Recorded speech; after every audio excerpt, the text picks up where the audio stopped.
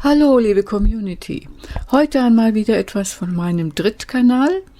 Gestern hat YouTube mir ein Video gelöscht auf meinem Hauptkanal mit der Drohung, dass ich 7 Tage lang nichts hochladen darf. Ich habe dann Beschwerde eingelegt und zumindest diese 7-tägige Sperre ist weggenommen.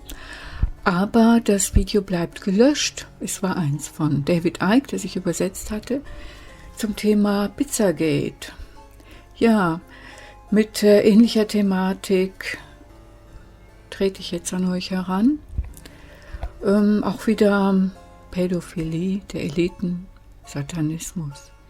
Also nahegelegene Themen, und da ich befürchte, dass auch YouTube auf meinem Hauptkanal, wo ihr Hauptaugenmerk darauf gerichtet ist, dieses Video wieder löschen könnte, bringe ich es auf meinem Drittkanal und gleichzeitig auf Telegram. Sollte es auch hier gelöscht werden, wird es von mir auf Telegram nochmal separat hochgeladen.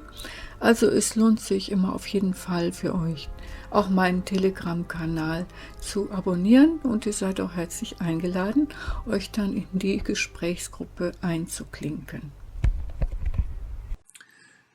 Christmas, for instance, is really Saturnalia. Saturnalia was a festival in ancient Rome during the Roman Empire, in the run-up to what we now call Christmas. They gave each other presents at this time. They decorated trees. They hung holly, a sacred plant tree to Saturn. And Saturn was the great god of Rome, hence Saturnalia.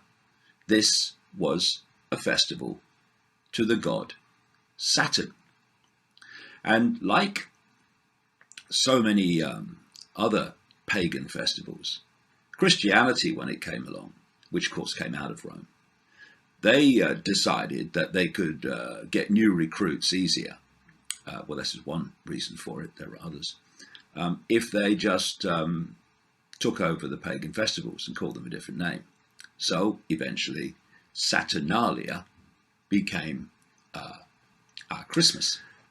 But to this other world of these bloodlines and the world of Satanists, which these bloodlines are in their inner circle,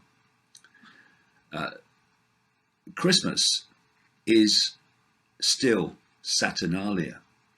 It's still a time of human sacrifice. And so Christmas is a time when the Satanists and these bloodlines do their rituals, including human sacrifice. And then, not least the sacrifice of children, by the way.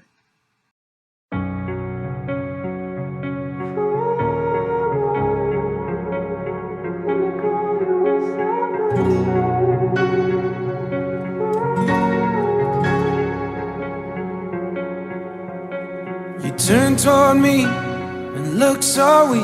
I've never seen you with such tired eyes. And everything we said we'd be, we just traded for a suit coat and a tie.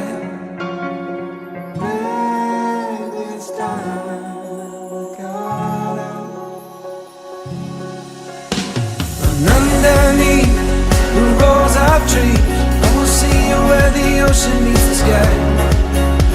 Under your toes, the fire grows.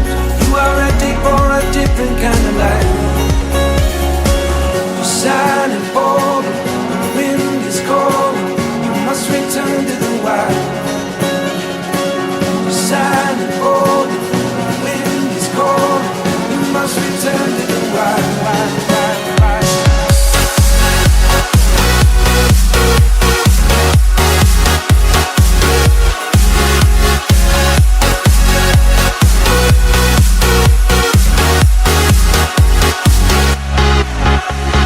Follow me down, there's no one around. Lay back and take your socks and shoes right off. That natural light is so damn polite, can make you feel just like you were young again.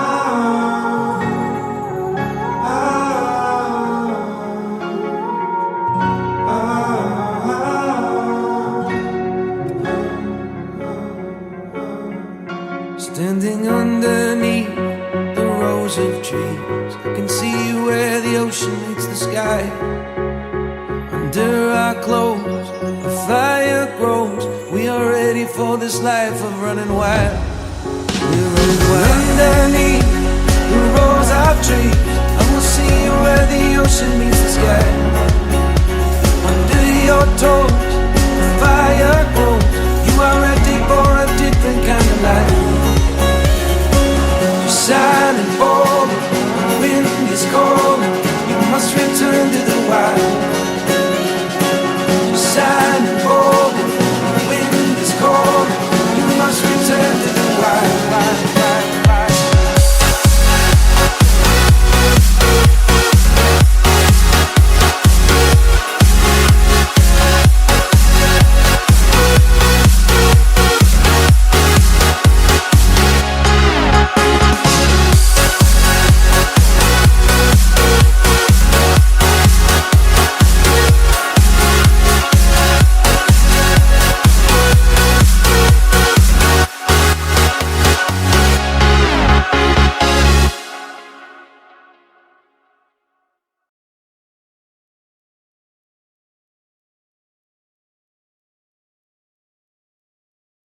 Anything that uncovers the happenings of the Scottish establishment in terms of Satanism and child abuse and all the rest of it will immediately connect into the Westminster Parliament. Immediately. I mean, they're almost indivisible. And of course, these rings are rings within rings. In the end, it's a global network. And so if you keep pushing and going down this road of uncovering one ring, especially a fundamentally important one to them, like the one in Scotland, then you keep walking. Well, you know, the range of what you uncover just gets bigger and bigger and bigger and expands out and out and out. And it certainly leaves Britain, goes into Europe, goes across to America, and eventually encompasses the globe. Because one of the things that I came across many years ago, right back in the 90s, for various synchronistic reasons that came into my life, was the scale of the number of children that go missing every year, never to be seen again. In America alone, it's staggering. Yeah. See, the big problem is, and I understand it, is that people equate the number of children that go missing with the number of high-profile stories of children going missing on the mainstream media. Like, of course, the Madeleine McCann story was a classic example of this. But they are just the tip of the iceberg. Doesn't even begin to describe the scale of children that go missing through various forms and in various ways every year. It is a stunning global figure, which goes into the millions if you add them all up. I'm sure there's no question about that. And most of them, are never heard of again, and it's all just forgotten. I mean, in many countries, no one even bothers to look for them. You know, I talked to Credo Mutwa, the Zulu shaman, and he says this is happening in Africa. This is happening in his own community in the Kalahari region, where children are being taken and never to be seen again. And, you know, in these 22 years that I've been at least consciously on this journey, every time a subject comes in, like this one we're talking about with children, as I go into other subjects and other areas as the years go on, eventually all these different, apparently totally unconnected subjects start to come together.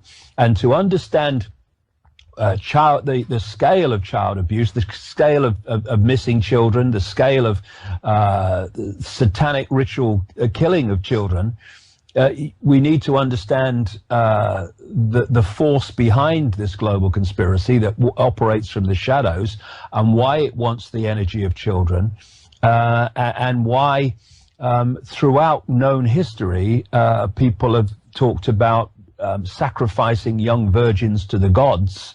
And what we realize is that that's just code. Young virgins means children. And what I've uncovered over the years is that these entities that go under endless different names, I call them the reptilians, although there are other non-human forms involved, but the reptilian one seems dominant at that level, though it goes well out beyond them, I suggest. But others call them the Chitahuri in Zulu, in the Zulu law. They're known as the archons in the Gnostic writings. They're known as the jinn in Islamic belief, and on and on and on it goes. And these entities feed off human energy. And because, like everything with energy, the energy of different frequencies syncs with energy of the same frequency. And thus, these entities, to absorb human energy, have to have energy that is within the frequency range they can absorb. And it seems to me that this relates to low vibrational human emotion, that relates to fear, to frustration, to depression, to frustration, all these things. The emotion that leads to violence is in wars, conflicts, individual and collective, all this energy that they absorb. And but there's a particular energy that is like a nectar to them, and that is the energy of children before puberty. As I pointed out in the books over the years, this reality that we experience as physical through the conscious mind is actually illusory physical. It's holographic. We decode it to appear physical, but actually it's illusory. This is why quantum physicists can't understand why atoms supposed to make up the this solid physical world, which isn't, when atoms have no solidity. But it's not a paradox. It's because they don't have to be solid. Nothing has to be solid to create an illusory solid reality, a holographic reality. And so when we go back to the base construct of everything, whether it's the human body or the universe, certainly as we experience it anyway, it's a waveform vibrational information construct. And what we call the physical, the holographic, is like a movie screen. The waveform level, what I call the metaphysical universe, is like the projector at the back of the movie theater. It's from where all this comes, and then it hits the screen and we see the movie. But what we're doing through what I call the human body computer is we are decoding that waveform information construct into holographic reality on our personal screens, which is the decoded by the genetic structure. The brain's involved, obviously, but the DNA and the genetic structure in general are doing this. So therefore, when we see what they call puberty, we see a hormonal change, a chemical change. But that chemical change in holographic reality is merely a decoded expression of an energetic change going on in the child. Right. An energetic change, an information change, which is moving the child from being a child into what we call adulthood. And it's that energy before that change takes place that these entities most want to absorb, what most want to have as a food source, a power source. And thus, throughout history, we've had this theme of children, in effect, being sacrificed to the gods because they want that energy. And so what's happening to these children, many of these children, I mean, a lot of these children that go missing, never to be seen again, there will be other explanations for it. But in terms of the ratio of them, a large number of them, I suggest, a very large number, end up in sacrificial rituals. They end up being in pedophile rings and stuff like that. And they're having their energy vampired, because there is the process, horrific as it sounds, but we need to face these things if we're going to sort them out, where at the point of sacrifice, the energy of the child is released and the entities absorb that energy.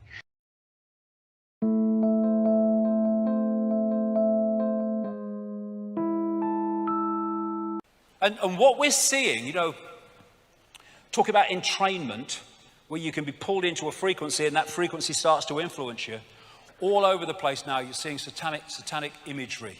In Grammys go satanic, the satanic stage shows, videos, and all that stuff. Here's the Thriller. It was all about kind of Satanism with the serpent eyes with Michael Jackson. They making vampires sexy through things like Twilight. Then we have Halloween, we're just coming up to, Satanism Light. It's pulling people in. The real Halloween sees phenomenal numbers of children and others, but children sacrificed all over the world. It's one of the great satanic ritual days. And now they've got kids turning it into a form of Christmas, which is another form of their ritual, which I'll come to later. And the real trick or treat was when the Druids knocked on people's doors and demanded a sacrifice of a girl, and then, you know, sacrificed her, killed her, and burnt her on the bone fire, where bonfire comes from. And now we're having kids do it, trick or treating. It's pulling kids into this frequency. And here we have in America a satanic temple to distribute materials to school children in Florida. And there was an Australian Satanist who, just before he died, wrote a long document about Satanism and its influence, not as an apology, he supported it. And one of the things he said was that they do rituals on particular points on the Earth's energy field, particularly powerful vortexes, and they do their really dark, horrific rituals because they are seeking to lower the vibrational frequency of the energy field, the energy sea in which we interrelate. And this is what he said. What is most people do not realize is that Satanism is a ritually based practice, and that this repetition has over time left strong impressions upon the morphic field. Control the sea and you control the fish. It's all about frequency suppression to keep us in density and out of multi-level connection. Ja, David Icke spricht hier von speziellen Punkten des Erdenergiefeldes, von besonders kraftvollen Wirbeln, wo Rituale stattfinden. Ich bin in diesem Zusammenhang auch zeitgleich auf das Seth-Material aufmerksam geworden, oder Seth, das von einem Channel-Medium namens Jane Roberts vor etwa 50 Jahren per Channel empfangen wurde und dann auch in Buchform herauskam. Einiges ist auch in Deutsch übersetzt. Und ich habe mir Gespräche mit Seth von der ewigen Gültigkeit der Seele angeschafft und bin eben in diesem Zusammenhang auf ein Kapitel aufmerksam geworden, wo meines Erachtens diese Eigentümlichkeiten rund um die Rituale eine Erklärung finden. Ich würde euch ein Stück daraus vorlesen. Zu den Gesprächen mit Seth von der ewigen Gültigkeit der Seele. Je intensiver eure Fantasie und euer inneres Erleben sind, desto wichtiger ist es daher, dass ihr erkennt, auf welche Weise diese inneren Erlebnisse physische Wirklichkeit werden. Eure Gedanken und Gefühle treten ihre Reise in die physische Verwirklichung im Augenblick ihrer Geburt an. Solltet ihr zufällig in einer Gegend leben, wo die Koordinationsumwelt stark ausgeprägt ist, eine jener Gegenden, die ich als ungewöhnlich förderlich bezeichnet habe, dann wird es euch vorkommen, als wäret ihr von Krankheit und Katastrophen verfolgt, wenn ihr gedanklich so eingestellt seid, weil eben alle Gedanken in solcher Umwelt Frucht tragen. Wenn dagegen eure Gefühle und subjektiven Erlebnisse einigermaßen ausgeglichen, einigermaßen optimistisch und auf schöpferische Weise konstruktiv sind, dann wird es so scheinen, als wäret ihr besonders vom Glück begünstigt, weil sich eure angenehme Erwartungen so schnell in die Wirklichkeit umsetzen. In eurem Land sind es kurz gesagt die Westküste, Teile der Ostküste, Utah, das Gebiet um die großen Seen, die Gegend um Chicago und Minneapolis sowie ein paar andere südwestliche Gebiete, die sich in der Nachbarschaft von hervorragender Koordinationsaktivität befinden. Materialisierungen treten hier schnell in Erscheinung und deshalb ist das Potenzial sowohl für konstruktive als auch für destruktive Entwicklungen entsprechend hoch. Gönnt mir einen Augenblick Zeit. Diese Koordinationspunkte regen als solche die Tätigkeit der Atome und Moleküle auf ähnliche Weise an, wie die Sonne das Wachstum der Pflanzen fördert. Die Koordinationspunkte aktivieren das Zeugungsverhalten der Atome und Moleküle und unterstützen in hohem Maße ihre Neigung zur Kooperation, ihre Tendenz sozusagen zu schwärmen und sich in strukturellen Gruppierungen zusammenzuschließen. Ja, soweit dieser kleine Auszug. Sicher gibt es in jedem Land solche besonderen kraftvollen Wirbel, wie David Icke sagt, oder wie Seth es ausdrückt, Koordinationspunkte. Möglicherweise werden die genutzt auch für Rituale, aber ich denke mir, dass jeder Mensch auf diesen Koordinationspunkten tatsächlich etwas hervorbringt, was in anderen Gegenden schwächer möglich ist. Es wäre sicher interessant, das nochmal weiter zu verfolgen und zu schauen, ob es nicht möglich ist, wenn man auf so einem Koordinationspunkt lebt, zum Beispiel auch etwas zu tun, was förderlich ist für die Entwicklung der Menschheit, förderlich und vielleicht auch die derzeitigen Gegebenheiten anders gestalten zu können. Ich fantasiere mal so ins Blaue hinein, vielleicht habt ihr da noch Ideen. David Icke hatte übrigens auch irgendwann einmal erwähnt, dass Kirchen auch auf solchen Wirbeln stehen und dass zum Beispiel verlassene Kirchen auch von Satanisten genutzt werden für ihre Rituale. Also dieses ganze Thema fasziniert mich momentan ungemein und ich würde mich freuen, wenn ihr da Erfahrungen habt oder weiterhin auch Erfahrungen sammeln möchtet und wir das miteinander teilen. Bis dann.